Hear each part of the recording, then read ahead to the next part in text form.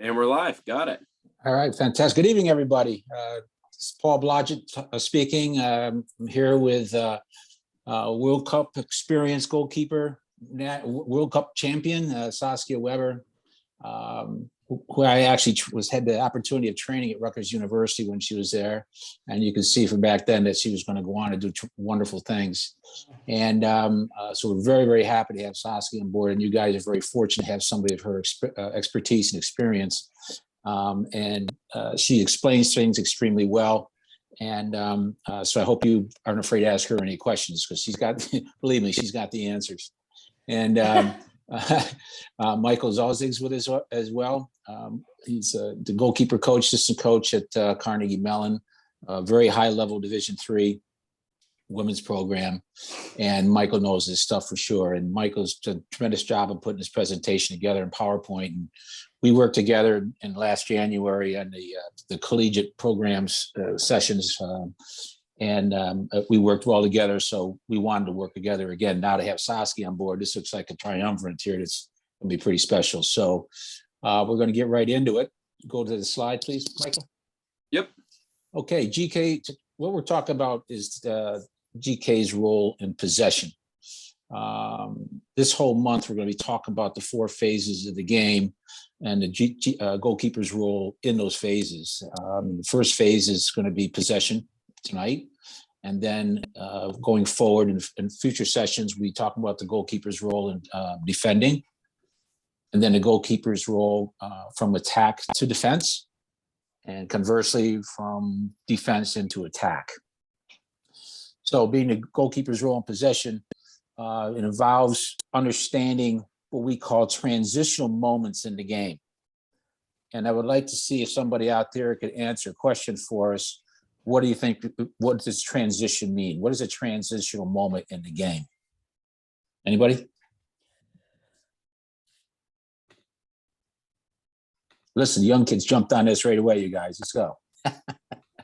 What's a transitional moment in the game?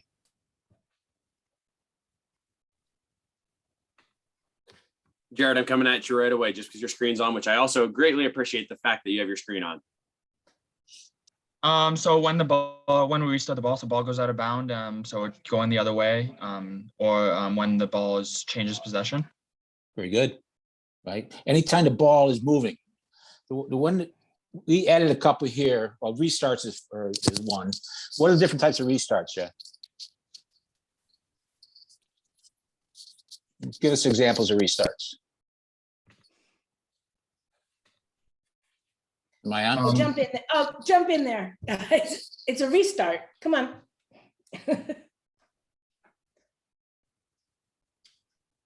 Just to everyone corner.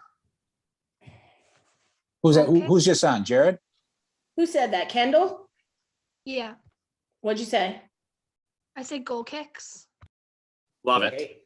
There you go. Yeah, there's one. That's right. What's another one, Kendall? Maybe a corner kicks when the other team has the ball. Love it. Okay, perfect. Another one. Okay, see punts, definitely. Punts at the transitional moment. That's a restart. Just another one. After goals, so center spot. You mean where you're starting? Okay. Okay, that was good. Anytime the ball goes from one situation to another, corner kicks, PKs, indirect kicks, direct kicks, kickoffs, punts, all those kind of things are restarts in ways. What do we mean by when the ball is in the air? How can that be a transitional moment when the ball is in the air? Rebecca, what do you think?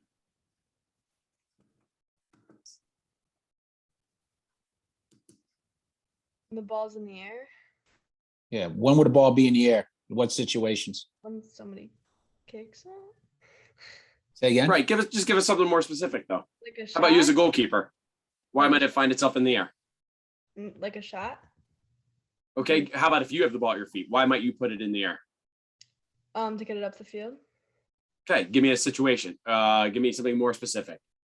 Someone's putting pressure on you and you need to get it up. Perfect. Better. So you're all of a sudden being pressed as a team. And so now you've got to break a line. You're looking to break a line. That's a great example. Right, so I just saw something pop up on the screen. It's when the ball is in nobody's possession. Right, the ball's moving between players. It's up in the air. I'll give you another example. Corner kick. Goalkeeper goes up, can't get the ball, yells away.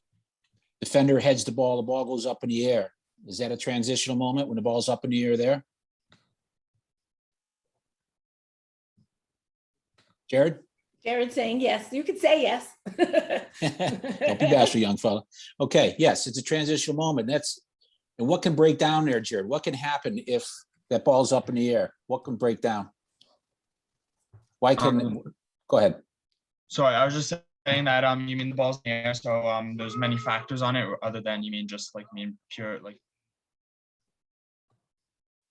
since it's outdoor sport, obviously we have wind, we have everything else, but we also ball can, you mean. Okay, so let's say we had the corner kick comes in, I yell away, Michael heads the ball up in the air. Now let's say our team goes flat, the other team stays sharp. They get the ball and they score. Okay, I'm sure that's happened to about everybody. So in transitional moments, you must make sure you stay sharp and focused. Okay, all right, we better get rolling and going on here. This one is important too. As a GK, you can see and read the game. Saskia, why don't you say something about this, because I like what you said before. Right. So it's going to be part of what we'll talk about in a little bit about your checklist, but you can see and read the game, but you want to see ahead. And what we mean by that is, and you're going to see a great video. That's a great example of it later. But it's understanding where your team's position, what your shape is and everything. So if a service is coming in, if you're pulling down a corner kick or a through ball or anything, know where your team is, have them organized so you don't have to take that long pause to then assess the field and then try to work on your possession. You already know who's open. You've already arranged it. You've already organized them ahead of time. So if I'm pulling picking up a through ball through from the right-hand side, I know that my outside midfield on my left is open and I'm going to go boom right away. And so we want to be quick and we want to be a step ahead of the game. We want to think ahead, and that's what we mean by that. If you're waiting to make your decisions once you have the ball, it's too late. Yeah, it's great points. I always try to add a point to our goalkeepers as well as our team players. Try to stay one or two, play like a game of chess. Try and be 1, 2, or 3 moves ahead. Yep. So that if the opponent throws something at you, you've got options. You've got ways to figure out what to do so you can maintain possession of the ball. I absolutely love that analogy. I use it all the time. Maybe I got it from you when you were training me.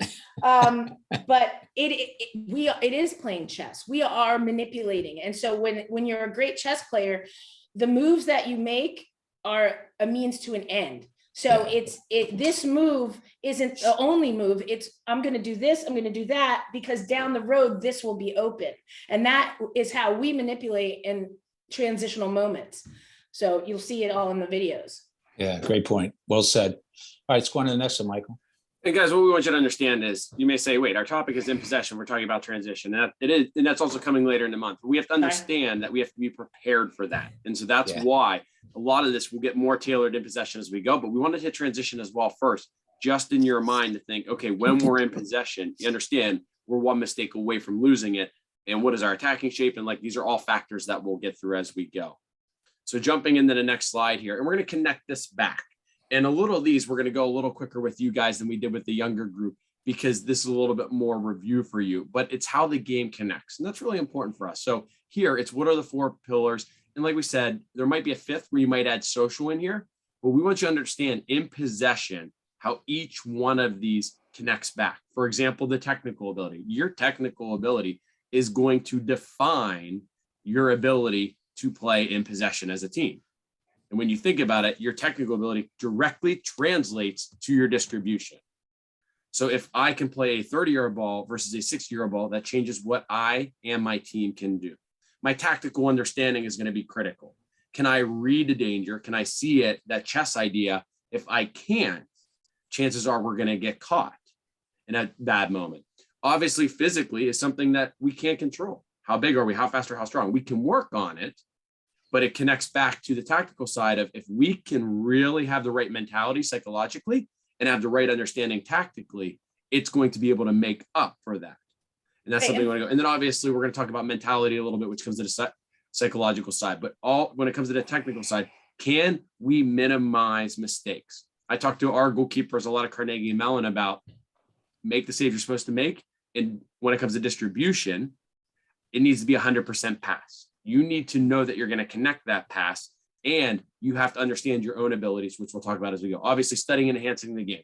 You're on here, which first of all, we want to thank you all for that yet again, because it shows your commitment to this craft, the game, in a position that ultimately, if you don't play this game, and honestly, let's be honest, your peers that play other positions might not completely understand. And so we appreciate all of that. And we want to encourage you to watch the men's game. We want to encourage you to watch the women's game.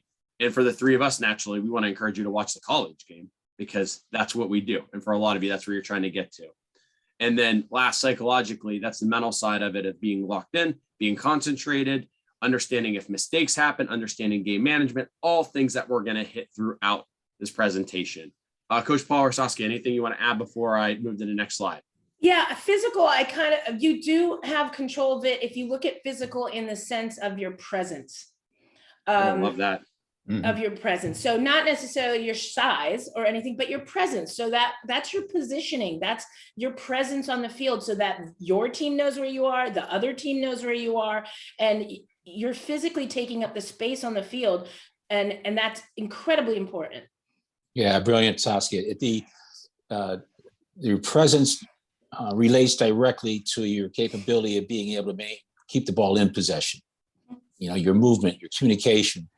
I always say you can't hide in our position. We are the most observable position on the field. We dress differently. We can talk, we can use our hands, all these things. So why try and hide back there? You're on stage. Well, have fun time, be an actress, get out there and do your thing, move, communicate, have a presence. I agree with that aspect of the physical part of the thing, and just one more thing. Don't let anybody ever tell you you're too short to play the game with a position. Adelaide Gay, 5'5", won a national championship with the USC or UNC. Now she's playing professionally for how many years now? My goalkeeper. My second goalkeeper at UCLA last year was 5'2". Wow. But she's on the Venezuelan national team. That's awesome. You would never know that she's 5'2". I always think she's like 5'7" because her presence and her positioning. And so that just goes right into it. Yeah, just one last example. My goalkeeper at TCNJ was two-time All-American. She was 5'5". Yeah. So, and the same thing, because she was such a stud of an athlete, her character, her personality, and her presence was phenomenal. So go ahead, Michael, you want to go on, get rolling? Yeah, and like I said, ultimately what we wanted you to take from the slide is understanding that focusing on each aspect of these will help enhance your game on different levels in different ways. So moving on here, we're going to the technical pillar. This one, we're going to go a little quicker because a lot of you know this, but what you really need to do is we want you to have an honest evaluation of yourself at times of what you can and can't do, because that's going to help lead you to more and more success. At Carnegie Mellon, for example, our goalkeeper could ping a 55-yard ball. I was very lucky. That was our starter. Our second goalkeeper couldn't, but she was unbelievably technical. She just didn't have the distance. So our team had to adjust a little bit, and that's fine. But she also had to understand what she could and couldn't do. Thinking technically here, what is scanning? Scanning is obviously looking, finding people, connecting, and that our scanning helps us evaluate the tactical side of the game. Obviously, our footwork, our mobility, our quickness, our speed, that technique and movement and being physical allows us to do more or less. And so, like we said, these are just considerations and things that we want you thinking about. And for the foot skills here, we actually added some videos in. You're a little older. A lot of you have these abilities, but for those of you who are continuing to try to get better, it talks about, there's videos about inside of your foot and when, lace balls and when, driven and when, lofted and when. And so actually, Katie, I'm going to put you on the spot for a minute here. Give me an idea of yardage. How many yards do you think you're going to go if you're going to pass the ball inside of your foot? Maybe 10, 15. Love it. What about if you're lacing a ball? 20 to 40 maybe. Yeah, and I love that. And there's two very different skills, but one might be playing a center back. One might be bypassing a center back and going to an outside back. Love that. What about a driven ball versus a lofted ball? Go up to 50, depending on Yeah. your size. You go in 60.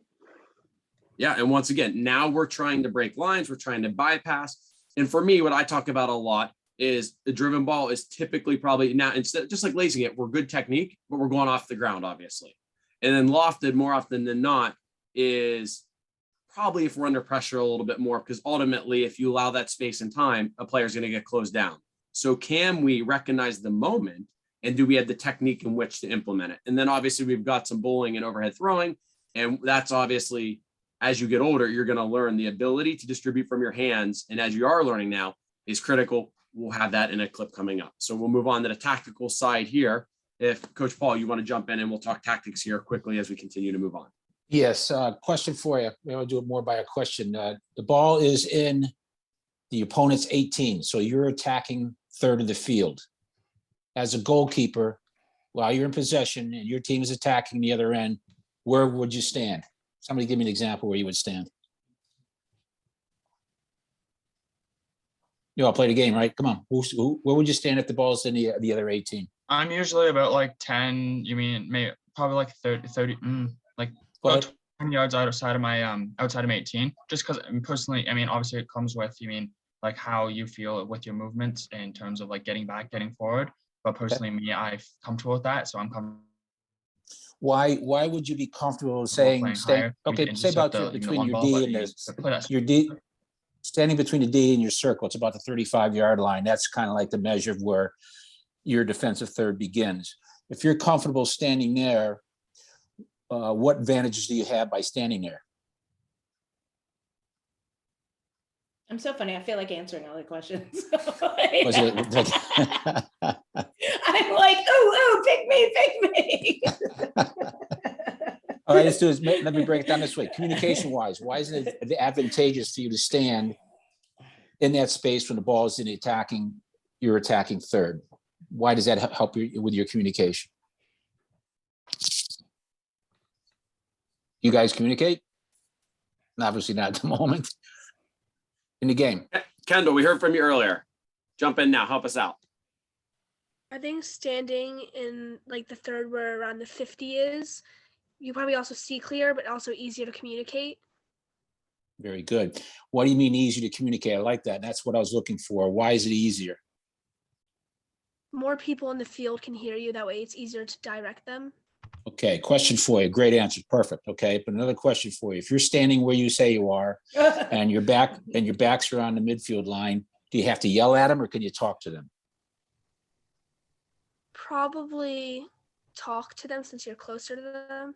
Exactly. Why is that important? So that when you're back in your goal, now the other team is attacking, would you talk to them now or would you bark a little bit more? Probably yell at them a bit more. Yeah, exactly. Well, so what happens is if you're too far away from your backs and you have to yell to them all the time just so they can hear you, that's what they hear. They hear the tone. They might not necessarily hear what you're saying, but they hear the pitch out of your voice. Well, now let's put that back and now you're under pressure and you're 18, you're defending and they're attacking and shooting at you and that kind of thing. And you're yelling at them again. They might not pay attention to you as much or hear what you're saying because they're so used to hearing the same tone out of you all the time. So what you're saying, Kendall, is perfect. You get closer to them so you can talk. And then when you get farther away, you can bark and then they'll respond to the bark. Great answers. Okay. Coach Paul, just to jump in real quick, guys, the other thing we want you to understand across the board, and we talked about this a little bit earlier, is our objective in the game is obviously to score goals. You want to win. In order to do that, ultimately in the attack, we're trying to create numbers up scenarios.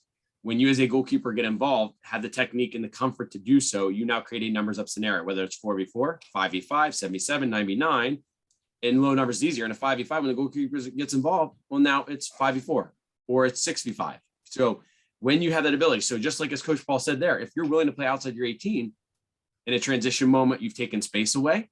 In possession, you've created an opportunity to provide depth, support, and a release point for your team so that your team doesn't have to give it away cheaply. And although you may have to lose a little bit of advancement on the field, you still maintain possession and the other team is working. Right, good stuff, Michael. I'm just going to go through these other 2 points very Oops. quickly because sorry. you're going to see them. You're going to see them in the videos anyway. Second point, where are you moving to provide support? What are your angles? How are you moving? Are you on an angle that you can receive the ball safely from a teammate? Obviously, the communication we just covered. And then your movements, your lateral movement, forward and backwards. How quick are you to get forward and getting backward? Do you stand? Do you anticipate, or do, like Saskia was mentioning before, already have a checklist in your mind so you know what you're going to be doing, so you're already moving in that direction to do something? Okay, so the positioning is an extremely important part of maintaining your possession in the game. Next slide, Mike.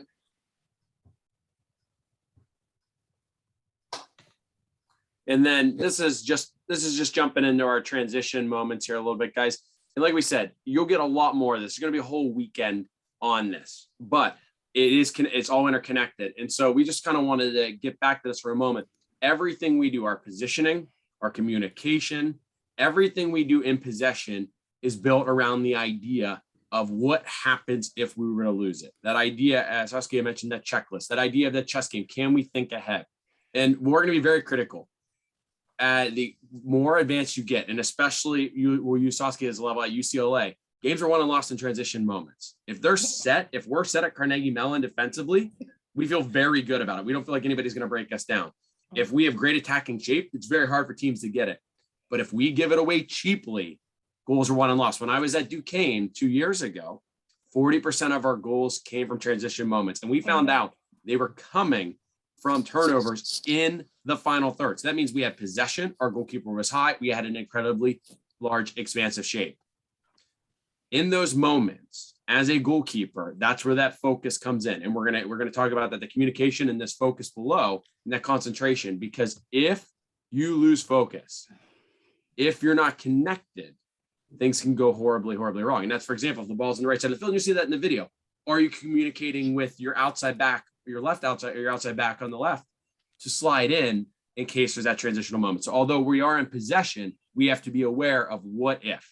And that's the idea of seeing again. And obviously, just like organizing defensively, when we're further up the field, we can organize attacking wise. And that makes a big, big difference for us. And it looks like Coach Paul's having a little bit of, are you back, Paul? I know you're having a little bit of computer or issue there. You all set, or do you want me to keep going? Oh, I think he's still trying to get back in. So I'll keep going here. And not to take his thunder away or his quote. But he got this quote and we wanted to share with everybody. And during a match, you're going to have moments of high concentration. So Jared, give me a moment of high concentration. Corner kick, defensive corner kick. Love that. All right, Excellent. John Henry, give me a moment of high concentration. On a free kick. Oh yeah. What are you thinking, defensively or attacking? When you say free kick, yeah, go ahead. Attacking, because your defense is lined up. Oh, okay. And it goes both ways too, because if for at Carnegie Mellon, when we have attacking set pieces, my goalkeepers must know them. Are we going to play quick? Are we going to try to play them behind the backs? What is our shape going to look like? Because they have to be able to see the scenario that's coming. Does everybody understand what I'm getting at here? Perfect. I see some head nods. That's excellent. There's going to be moments of low concentration. Okay. Rebecca, give me a moment of low concentration. When our team is taking a corner kick, like your team. Yeah, absolutely. You got to be locked in. There's that defensive transition moment, but ultimately that's a moment where we can take a little bit of a deep breath. Katie, give me another moment of low concentration. When your team has a free kick. Yeah. Once again, so we have that. For me, I think of throws in these moments. We might have a little organization, but there's not a ton that we're doing. And you can think about all these moments. And as you're going to see, these presentations connect, but we want them to for this organization, because we want you to think, oh yeah, I remember they talked about this. That was this phase of the game, or that was this moment. And that's where this obviously helps you. But the biggest point of this that we wanted to get across is there can be moments of no concentration. It can't happen. All of a sudden you get distracted or you look at something else. That could be a bit of communication, a bit of positioning, a bit of support, a bit of whatever you pick to choose in that moment. That could be the difference of a goal. So like we said, we're here to talk about possession, but it's those moments of transition that are so critical. So keep going here. We're going to keep moving. Coach Paul, are you back? Can you hear us? Yeah, I see him smiling, so he might be on mute, but I think we've got him back. Yeah, Okay. I had a problem. My Okay. phone started going down, so I had to switch over Ooh, to my computer. Got some Sorry. weird sound Okay. there.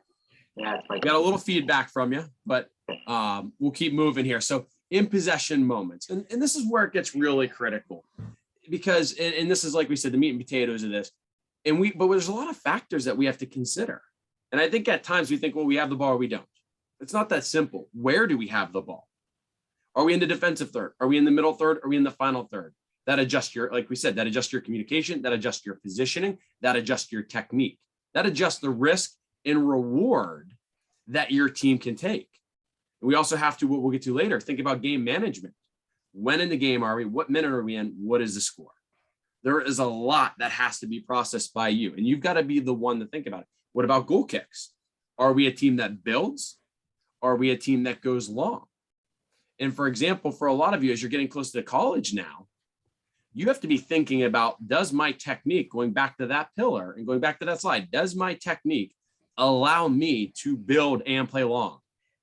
If you are looking at a school and they love you and they want to build and they're going to build no matter what happens, and you don't have that ability to help them build, that can become an issue. Mhm. And also little things that we want you to understand too, and Coach Paul hit it on early, is when the ball's in the air, it's ultimately a 50-50. That could, if you don't maintain possession, be a transitional moment. So you have to think about that. If you're going to take a long goal kick, we don't want our outside backs, we don't want our 2 and 3 out on the touchline, because are they going to be in a space to recover? And then obviously set pieces, we've talked about that with organization, the preparation in case there is a turnover, something like that. Saskia, anything you want to throw in here? No, I think the 50-50 is very important. Like a ball in the air, a ball that gets, what I know Paul brought up, if it's headed, we can't just all stand and stare. We still have a job to do. And that in my opinion is no concentration. We still have to organize. We still have to tuck people in, because it's a 50-50 ball. And I think it's a great point. And we're all guilty of doing it. And we get caught flat-footed or ball watching would be a good way to say it. And if the other team isn't, that's going to be a goal. Absolutely. And then we want to go here. And this one is another very one. And take a moment. We'll let you read through these and we'll talk about this a little bit. Really, really in our mind, important considerations. And obviously we talked about scanning that connects to the tactics of it. We talk about painting pictures. And honestly, I realized I made a mistake on this slide. It shouldn't say looking up after receiving the ball. It should say looking up, taking snapshots before, during, and after receiving. We want to take extra snapshots because you have to be considering if, all right, my center back or my, let's say an outside back plays me and I want to switch. If I don't check, if I don't take multiple snapshots, I check before the ball comes and I check after, there could be a transition from that defense. Are they stepping up? Are they going to high press us now? Have they dropped in? Is there space and time for me to take? And like I said, we're going to have videos look at this. Are you going to be playing in a moment? Somebody serves the ball and you catch it. Are you going to put it down and keep it? Or are you going to go quickly in a moment of transition? And there's very, very different moments of possession. We're up and we want to keep it. We have to get a goal quickly. We need to break lines. We don't need to break lines. We have a team that's sitting in. We have a team that's high pressing. And all of those different moments of possession change how you look at the game and how you're going to direct your team. Like I said, quick and slow transition. Communication, we got to help control the game. And for us, and I know Saskia will elaborate on this one, will be the game management, but it's incredibly critical. And I was going to say, Katie, you're the first one at last, so I'm going to come back to you right away for a moment. Do you feel any pressure in a game when your team is up 5-0 with 10 minutes left? No. Why not? Because you're up 5-0. And I mean, if your team's up by 5-0, I feel like your ball's not going to be in your end of the field that often. My team's never really been up by 5-0, so I've never been able to experience that. So I appreciate the honesty. That was awesome. but there's your moment of low concentration, right? Yeah. Okay. I've had some of those before. Okay. But Larry, coming back to you. But I would like go to ahead, ask, Saskia. I'd love to say this, but how bad is it if you win 5-1? Because one of those problems is that when if you feel that you have low concentration because you're up 5-0, imagine your players might as well, and the other team doesn't. So it's actually, in my opinion, a time to force yourself to have a heightened concentration, because that's when breakdowns happen. is when people feel, oh, okay, we got this in the bag. And it would suck. It would suck to win 5-1. And they had one shot on goal. And trust me, playing for the national team, that was the worst thing ever. Like no saves, one shot on goal, and we won 5-0, like 5-1. And it's just like, so it's actually a time to kind of, that's gamesmanship, and we'll talk about that, but that's when it's time to kind of, let's close this out is what you want to do. And that takes some concentration to close a game out properly. John Harry, coming back to you. How much pressure, how much of the game weight is on your shoulders when you were up 1-0, there is 5 minutes left and the team is hammering shots at you? How are you feeling in that moment? There's a lot of pressure. Okay. So this is that game ended. I appreciate your honesty there, and that's why it's extremely critical. And the big thing, and Saskia said this the other day when we were meeting, and it really resonated with me, is the ability to control emotions. And if for any of you who have been on, and I know Jared has, and some of you have been here for a long time, if you remember way back when there was one where we showed clips of Andre Blake and his communication and him talking. And there were moments where his teammates were probably not sending a Christmas card, to be fair, after some of the things he was saying and how he was saying them. But understanding the moment and how we communicate, and this idea that in a former presentation that I love too is, is a player green, yellow, or red? What's communication they need in that moment, and how are we doing with it? And if we project that pressure, they're going to feel it as well. Yeah. And so that's understanding the game scenarios as a goalkeeper, or if we're up, can we get our hands on it, go down? All of a sudden we're going to check our shoelace. We're going to look in the crowd. We're going to move the ball to the other side for a goal kick. Oh, you know what? I don't like this ball. It's kind of flat.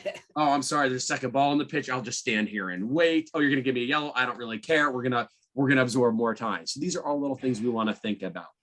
But now, like I said, we wanted to go through these considerations and hit some topics that you've had in the past. But ultimately now we really want to get into videos here and kind of talk to you as we go. And let me bring this up for you.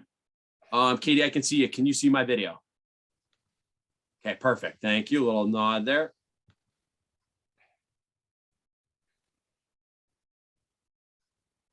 And here we go. First thing we're going to start. You can see possession going from the defensive third into the middle third. We can see our attacking team in red playing a 4-4-2. They're playing with a diamond in the middle. Their outside backs are incredibly high and wide. You'll see them both about midfield and on the touch line. You'll see the team in black, very defensive shape here, very organized. Clearly right now, not necessarily high pressure, not necessarily low pressure, because they haven't sat in. It's not a low block, but they are clearly organized. And they're a 4-4. It looks like they're going to defend in, for me, it looks like a 4-2-3-1 here. So obviously our goalkeeper is high. We can see that.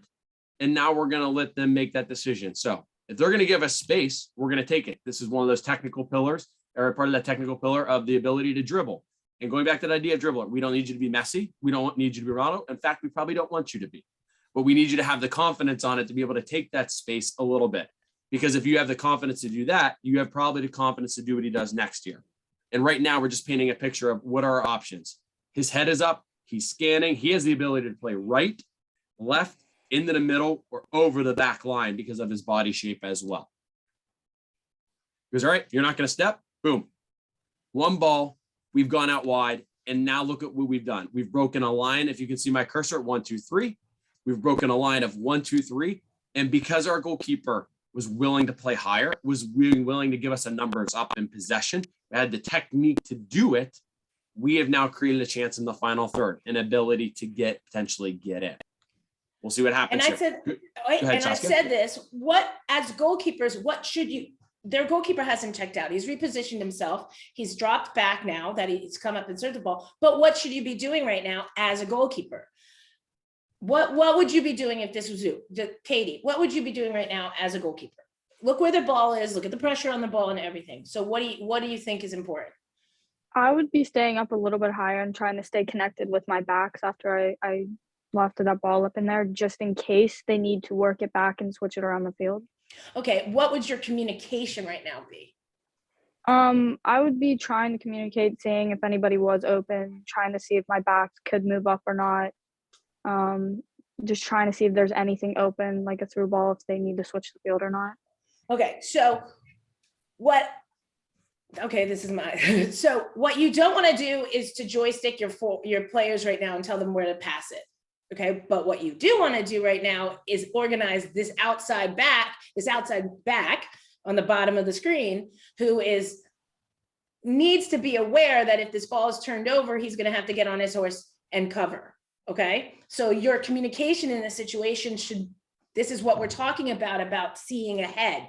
We have to plan defensively ahead as a goalkeeper. We have to position our players so that if there's a breakdown, they're aware. Now, he's in a good position right now with the ball, but he's got to be aware. So like for me, if this was Christine Lilly or somebody, I would have been like, you know, Lil, be aware to recover. Like I would talk to her. That's where my talk would be. Even though we're attacking, she knows, boom, if this gets turned over, she's on her horse and she's back. That, you know, and it gets turned over. It does. And this is the next level thought from Coach Saskia there, guys, is reading pressure. And we talk to defenders about reading pressure and when the drop. We talk to attacking players about reading pressure and whether you're providing support above or below. But here, for me, we can all see that outside back. For me, as pressure gets to the ball, I would ultimately want him coming back to this space because he might be the fastest guy on the planet. And if he's got Usain Bolt type speed, then good for him. He's not me. I'm definitely not him. And he might be able to recover there. And that's something you got to be thinking about. And as Saskia just said there, you might start saying, if that's Christine Lilly, hey, just drop or right shoulder. That way they can adjust their shape for that potential transition moment. We're going to let it continue to play here. There is pressure. We lose it. We got to go back. And now it's turnover. So now we're going to go again here. Center back has it. It's going to take space. And you can see our goalkeeper. Look at a nonverbal.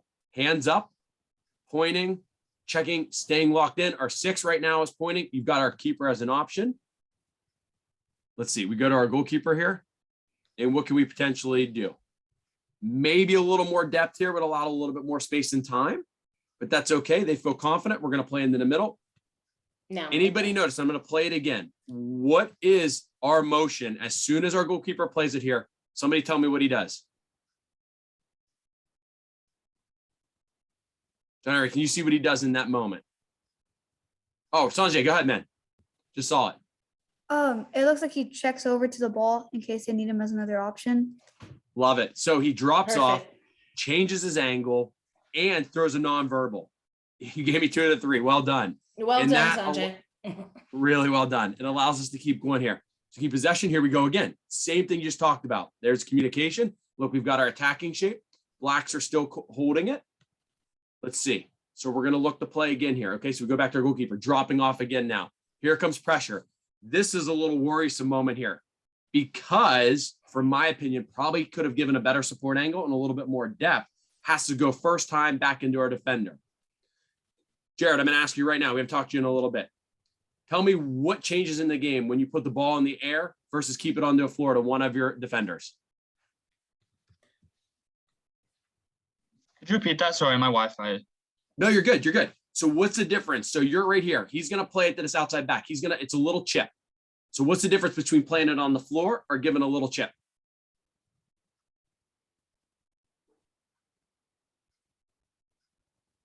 Oh, you are having a hard time hearing me, aren't you? I think you said just keep it on the floor or like put it in the air like a bad pass. Is that what you're saying? Yeah. Why would you want to keep it on the floor? So obviously it looks like from what we have paused right here, the top guy, the defender in this, the attacker, the black guy in black, he's gonna put pressure him really hard. So you mean give him a time, an option, you mean give him a chance at least to control it and get it out rather than just be, harassed by this defender by he's trying to settle the ball down. Perfect. Exactly what I was looking for. He's here. If he plays it on the floor, the outside back can open up. And also another thing, sorry, I know we're giving you a lot of thoughts, so you can tell us slow down at any point. But right now with our goalkeeper, our outside back, our 6, we've got a 3v1 here. Same thing as a rondo for any of you jumping rondos with your teammates. And you'll see those scenarios up. Same thing we talked to a lot about our midfielders, attacking players. Can we create a rondo, a numbers up scenario, and then look, switch the point of attack to unbalance? Same thing here. But he puts it in the air. As soon as he puts it in the air, and this goes back to the first slide Coach Paul talked about, that is a cue to jump on this player. It's in the air. And now look, we've invited pressure. And this is something we want to avoid. And we got to be a little smarter with here. Okay. So now, fortunately, our outside back does well to play out. Here we go again. we're going to look the play in. And we go forward, players offsides, but our willingness to break lines. This last one here, I really like a lot. Goalkeeper's up. You're going to see the communication there. And now here we go. We have options. We could go back in the pressure. Ultimately, we're probably not going to do that. We can go out to the right, that same outside back. But as Jared pointed out, now, if we don't have the perfect pass, he's going to get pressed. And you can see this defender right here. It's our 7-11 who's looking that. So what do? Oh, we break a line. We look to play in the middle. That pass stresses me out though. And this is something too that maybe your coaches will want you to do, or maybe not suggesting you want to do it ultimately. And Coach Eric gave us a great point last week that I'm going to bring up now. You have to understand that this is where training is. And this is why, we talk to our goalkeepers a lot about taking chances in training, because you have to test your limits there. Maybe you don't have a traditional goalkeeper coach. So you look at your field coach or your team coach and you say, hey, is today an all right day if we're in the build or we're in a scenario of training that I can take chances knowing that I might turn it over a little bit to test my ranges? Yes. So those are little things we want you to consider as well in this moment. For me, the 6's body shape was off and that forced him to go out wide, gets it back. Once again, our goalkeeper stays active here. He's going to step up with the play here. Good shape by Black. They've got to go back. Yeah, do you want me to go back? Did we show it already?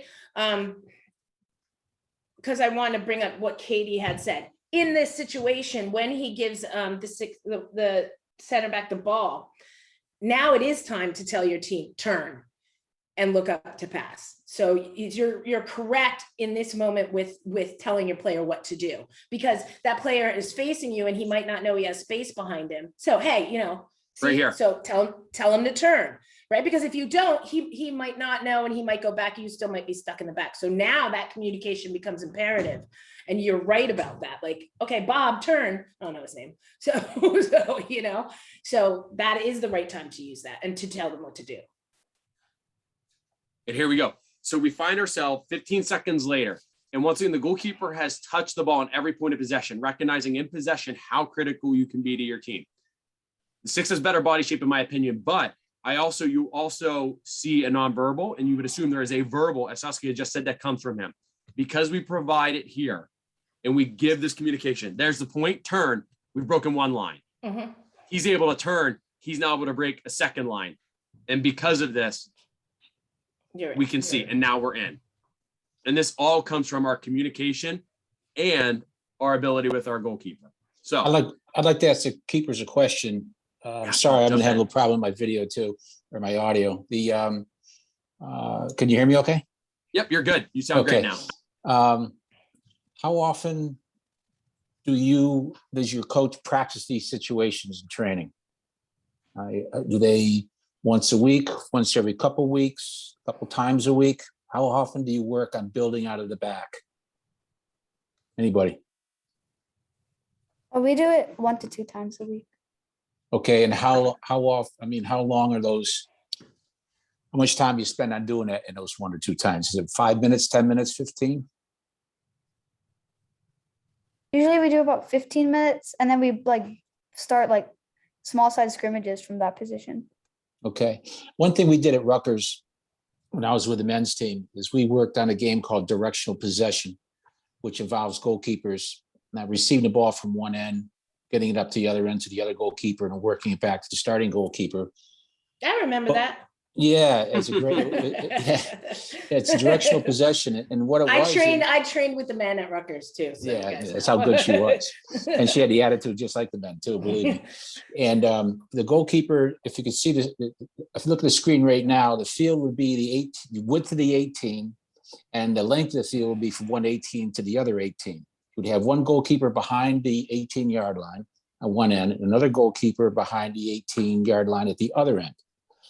Both goalkeepers were on the team that had the ball. So the game would start, say Saskia is a one goalkeeper and Michael's the other goalkeeper. I get the ball. I could pass it either to Michael to start or to Saskia to start. Mm-hmm. Then we work the ball up to the other end and work the ball back to get a point. Anytime that you were in trouble, you could pass it to either goalkeeper at either side just to maintain possession.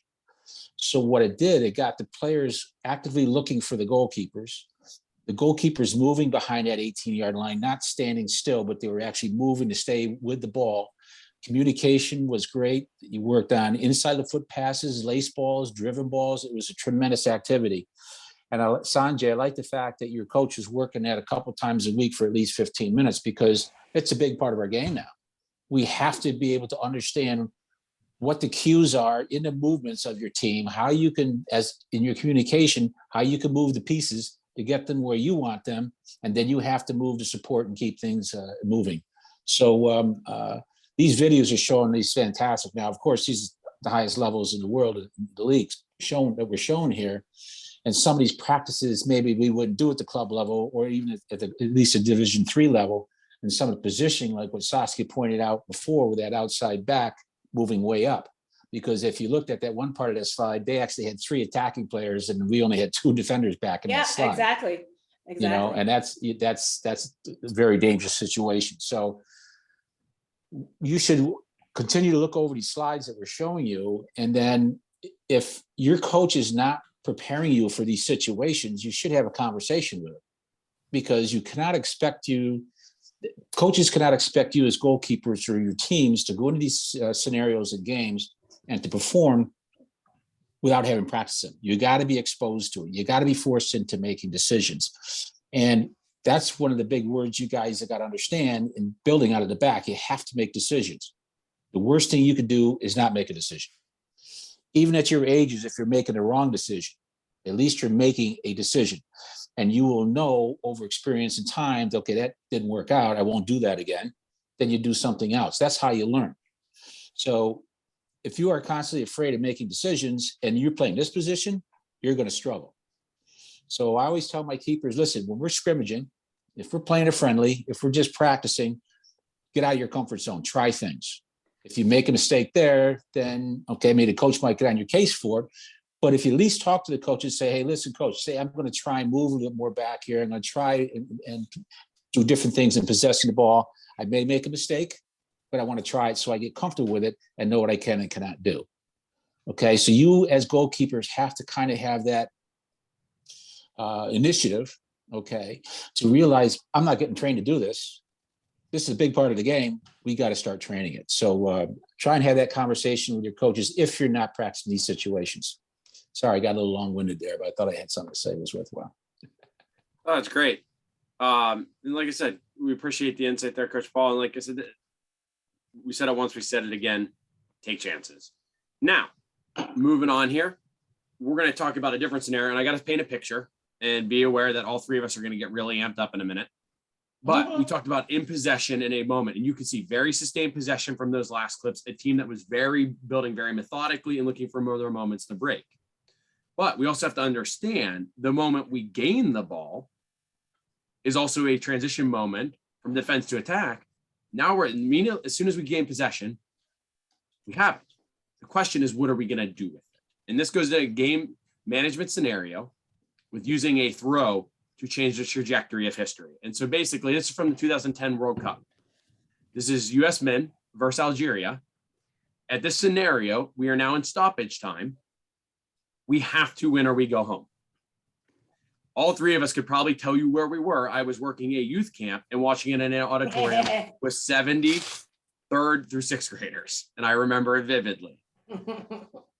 In this game, Dempsey has scored and they've called it off. I still argue at this today, no VAR though. We have hit multiple posts. Donovan has had chances. The Algeria's keeper stood on his head. And basically at this point, I'm about to lose my mind because I have to meet with a recruit shortly. And I don't know how I'm going to do it when I'm angry that we've got knocked out of the World Cup. The ball is being served. If you can see my marker from here, from this player, it's going to go in for a header. Tim Howard's going to get it. And just like Coach Saskia talked about earlier, you have to have the checklist. You have the ability to think ahead and understand the scenario. With game management, we need a goal. If he sits on it, we're going to lose the break. If he goes, maybe there's a moment of glory. And everybody pause it for a second here. So, oh my goodness, I always get chills. I do too. I want to cry. Oh, it makes me so happy. All right, we'll calm down for a minute and bring everybody back in here. So, we think about the moment what are, somebody talk to me for a little bit about here. What are components of that make this successful? What makes this successful right now? Yeah, Sanjay, go ahead, my man. Tim Howard's quick distribution. He realized that like he had a sense of urgency and realized that they had men up the field. So when he threw the ball out and they could start the counterattack. All right, so none of us have to say anything because that was exactly right. It's the one thing that we want to point out to, and it's hard to see from this angle. We had a couple different videos, and I'll be honest, I chose this one just because it's Ian Darke's commentary, which gets me super amped, so that's why I put it in. Tim Howard's distribution, not only is it thrown, but it is a thrown on a line over 50 yards that hits the ground before Donovan. So it's at rolling by the time he gets to his feet, and it leads him. Think about that for a minute. That is a lot. Yeah. Well, Katie's reaction said it all. If you could have all seen her. Yeah. But like genuinely, it's an unbelievable moment. But if he doesn't have the technical ability, if he doesn't have the tactical awareness, if he hasn't worked on his strength and conditioning in order to be ready for this moment, and if he doesn't have the right mentality and isn't thinking, we're okay, we're going to get one more chance, we're going to get one more chance, we're going to be okay, we're going to get one more chance. Like you're so amped up. I'm really, really excited right now. Which on that note, we're going to watch it again. Yourself. Number one, it goes back to what we talked about seeing ahead, right? Timmy knew that if he got his hands on this ball, he already knew where he was going with the ball. Okay, had he not scanned ahead, had he not taken those snapshots, he would have had to take, whether it's a split second or whatever, to see Donovan. Then the distribution is different. Then Algeria is recovered. Then everything changes, and we're not advancing in the World Cup.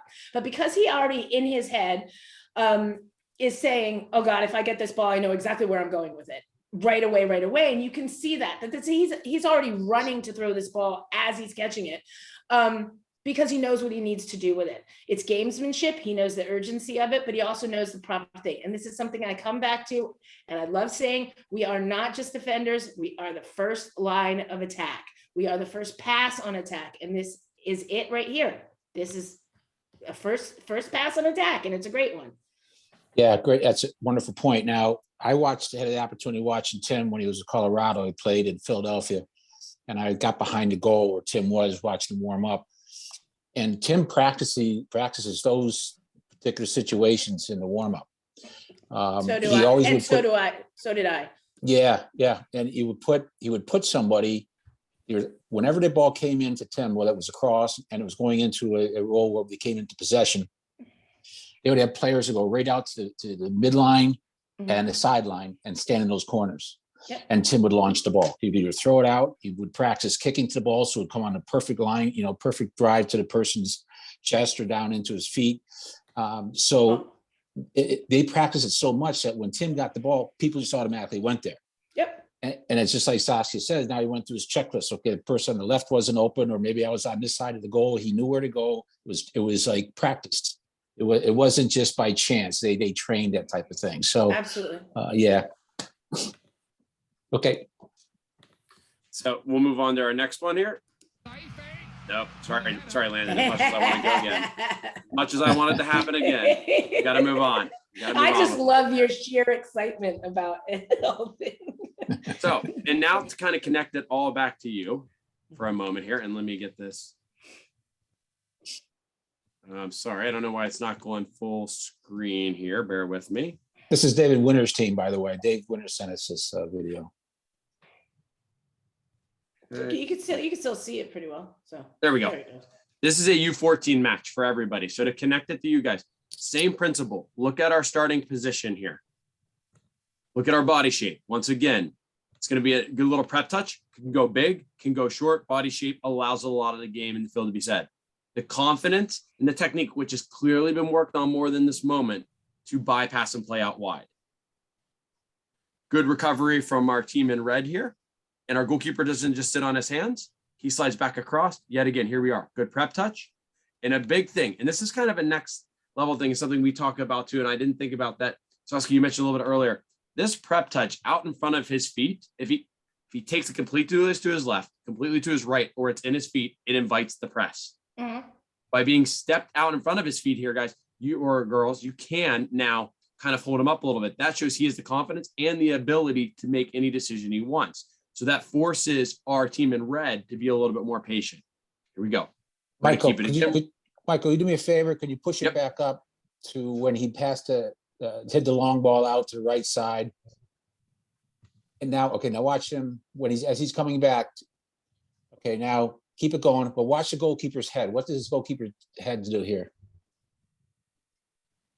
He's checking. Yeah, checking the shoulder. Oh, look at me. I'm answering the questions. I told you. Sorry, coach. Sorry. Here we go. We go back to him again. I'm like, not supposed to answer. I know. Sorry. I know, it's okay. We have the ability to spray it out wide. So we'll play it one more time here for you guys. But like, as you can see it, look at the amount of the possession we have, where we have it, and our goalkeeper's ability to help maintain it and create numbers up situations as we transition from the defensive to the middle third. Let me ask you a question, keepers. When would you check your shoulder? In these situations in here. Katie? After you send a ball, check your shoulder to make sure, see if you're open. Okay. And to see if another player is open. Like if Okay, your where other is the outside ball? backer- Where is the ball though? As you're doing that, where is the ball? It could be at the bottom of your feet, or it could be at the bottom of somebody else's foot. Okay, very good. Yeah, it's, as you're moving out, I always call it stealing a look. You want to learn when to steal your looks. And when you steal your looks is when the ball is in transition, basically. Okay. So even when this goalkeeper here in this scenario is passing the ball out to the flank, okay, or even as he passed the ball out, now he should be checking his shoulder now anyway, which he did, I think. Okay, it looked like he glanced over his shoulder. So he is, when the ball is in movement or before he asks for it, always checking to see where it is and then to make sure that person is open. Why should you check again to your target before you pass the target out, Katie?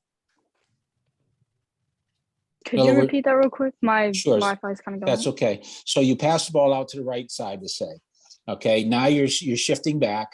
You look over your shoulder to check and see where your target is. Now you get the ball at your feet. Why should you check your target again? Just to make sure to see if like maybe one of like a 7 or something came and covered that person while you were receiving the ball. Beautiful. Exactly right. And you'd be surprised at how many times we do not do that as goalkeepers. Mhm.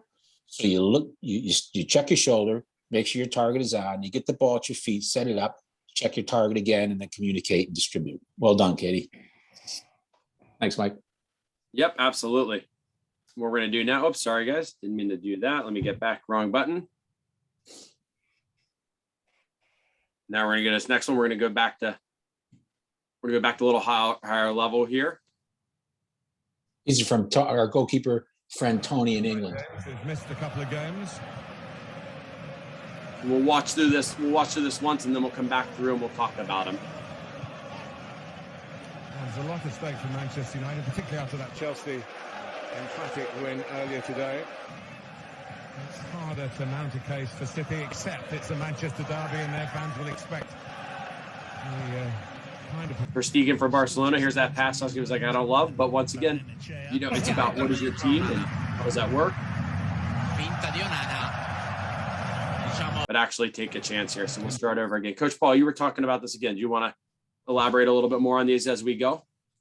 Okay. It's the communication, the visual communication, hands pointing, the movement of the goalkeepers and the players, all in unison. You have to train this. You have to be a unit back there. Everybody has to know what the tendencies are of each other's player, what their strong foot is. But the constant moving the ball around is fantastic. And the confidence with the ball at the feet and the confidence the team has to pass the ball back to the keeper is tremendous. And that can only come with possession games that involves the goalkeeper. And like Michael said, here's a rondo game. But it seems like to me, like the game today is all about rondos at different parts of the field. Mm-hmm. You try and get that 4v2, 4v3, and then just play rondo to get out of it. But what you're going to notice here sometimes they draw, as they're moving the ball around, they draw people in, and all of a sudden they see that long pass and boom. And if you have a goalkeeper who's able to drive that 40, 50, 60-yard ball to a target, those two, some of them pretty bad and pretty embarrassing, but it shows you it can happen to the best in the world. So if you're not training these situations in your club level, high school level, then that situation is going to be presented to you in a game sometime, and it will break down and it will cause damage to your, in the fact that the other team's going to score on you. Okay, so all these situations, these are great video. You're up a goal and you want to maintain that possession. You had to practice it, and it helped us out. I mean, we're down the stretch. We had a couple of teams where we were up 1-0 and they came at us. They threw the hammer at us, and we were able to stand up to it by maintaining our possession. But all these things, you guys, as you see the situations in these videos, and situations occur to you in the game when you're trying to maintain possession under different circumstances, you got to train them. You got to train them. And that way you're comfortable and your team is comfortable. And like I said before, everybody's on the same page, because that's the way you have more success as a team. Yep. So guys, ultimately that leads us to the last point. We'll give you a second here to think about it. If you have any questions, you can put them in the chat, or if you just want to shout them out. We know we went over to 60 minutes a little bit, but we had the videos that we just absolutely wanted you to see. So why I'm giving you a second just to kind of digest that too and think about anything that you might want to ask. We do want to take this moment to thank you again for being here, for being a part of this, because without you, this doesn't matter. And ultimately too, we hope that you can take a few things away from this evening, but every time we get a chance to get on here and talk to you, we take something away from it too. We get a little bit more efficient at whether it's presenting, whether it's something we learned, maybe it's a different phrase we hadn't heard, that's something that we can now put kind of in our catalog and take forward. So ultimately, we really appreciate each one of you being here, your participation, the comments, the energy was phenomenal. So before we let you, just before we wrap up a few more things, are there any questions on the evening?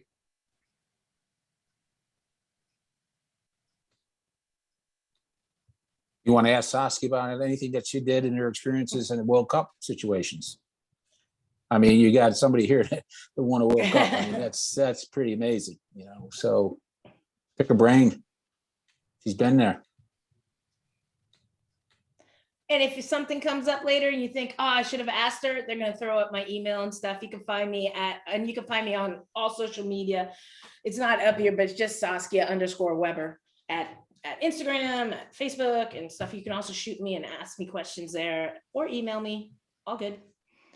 Email, I have to know, so it might go to spam. But yeah, so I'll answer. So guys, thank you. We just, like we said, we can't thank you enough. We know some of you probably have school in the morning. And so like you said, we just really genuinely appreciate your commitment to this craft and you wanting to get better. And unfortunately, we're not all lucky enough to be on California time like Saskia, where it's, I think, only 9:30. It's dinner time. Now. Dinner time. The little things like that. Or guys, be in 70-degree weather. So I just throw that one out there too. Well, I wasn't even gonna get into that one. It's supposed to be 15 degrees in Pittsburgh tomorrow. But, I know. Just kind of wrap up here, guys. Next week, you're going to talk about out of possession. And that's going to be with Coach Tara and Coach Jordan. And then obviously your third week, we are going to have a week off in between. That is our United Soccer Coaches Convention. So a lot of us will be out there that week. And then the third week will be transition moments, which we hit a little bit on tonight, but obviously it's all interconnected. So if you guys don't need anything, we want to thank you again. Saskia, thank you so much. It's been a pleasure. Paul, thank you so much. Thanks, guys. I'll be at convention too. So. Oh, great. Perfect. See you there.